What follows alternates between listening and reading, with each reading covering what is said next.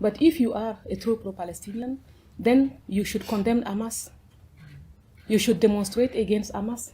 You should want better education for children in Gaza. You should want to remove all the ideology and all the brutal ideology. You should actually defend yourself by saying that you do not stand by what happened to the women.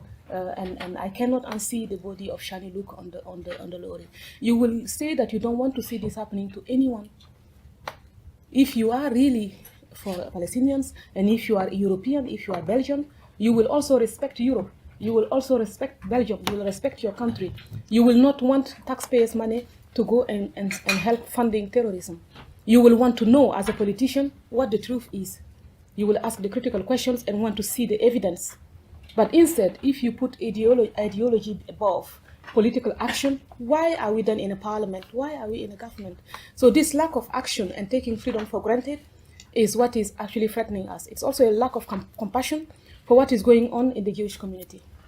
When I met a lot of, so many Jewish children recently, I usually, one big part of what I am committed to doing as a politician is to speak to people, to listen to people.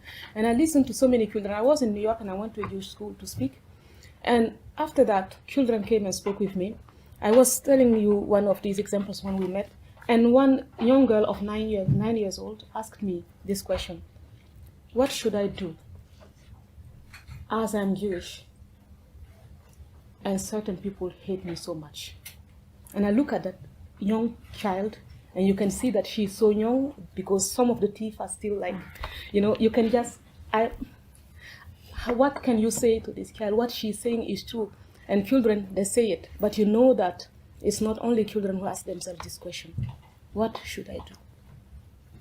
So what I see is that people ask for justice, ask for respect, ask for the removal of the hatred. And then I hear in every debate that these are the bad people. But why are these people, why do they need to be protected against those who are saying that they're bad? And before I entered this Jewish school in New York, I had to show an ID card. I was a guest. I had to go through, I saw security guards. But when we go and pick our kids here, and in other schools, we don't see any security guards. It is in front of the Jewish school. Do we want a community where synagogues and schools need to be protected? Or do we want a community where it's not necessary and everyone can be everyone else's guest? Our contribution is to help make this kind of protection unnecessary, but for the time being, it is necessary. So our responsibility is to say the truth about what is going on. We have an issue of political silence about key issues like the violation of women's rights, anti-Semitism, and we have political silence about radical Islam. And this political silence is something that we need to continue breaking. It's not enough. We cannot just speak 5 times, 10 times, and then stop. We need to continue until we don't need to protect any single school anymore. We need to continue until people who were born as Muslims like myself and who have a free voice are not threatened.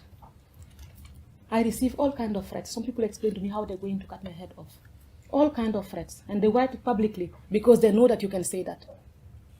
They know that you can say that. And if you target them with your ideas, not with anything, with your ideas, they call you an Islamophobic and they call you someone who is spreading hatred. But this is not okay. We need to continue fighting for that. We need to continue making sure that this conversation is not necessary anymore because justice is there.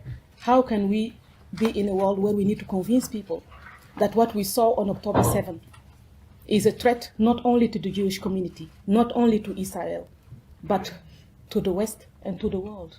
So it is for the sake of global peace that we must stop UNRWA and everything that is fueling Hamas and continue speaking about this issue. I will always be an ally for freedom and against the bad, aggressive vision of those who don't want us to speak, against radical Islam.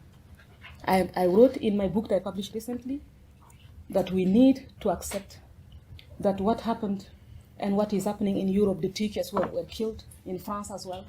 It has something to do with Islam. This sentence has nothing to do with Islam. No, I know the Quran, I know that. It has something to do with Islam that is not adapted to 2024.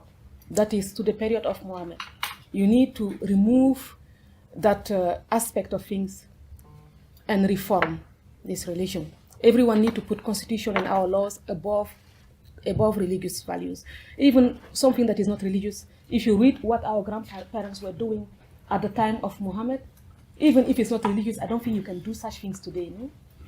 We just do normal things today. We are in 2024. We have to respect each other and human rights.